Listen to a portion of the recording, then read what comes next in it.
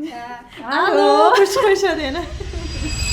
Bemor sizni ko'rib, siz juda yosh ekansiz, boshqa shifokor bormi deganmi?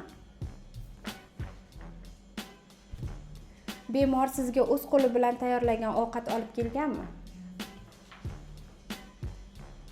Kechasi bemordan doktor uxlamayapsizmi degan xabar kelganmi?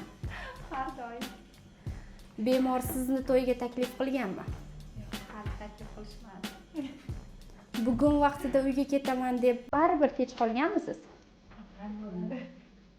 Bemor sizdan uzr so'rab, keyin juda noqulay savol berganmi?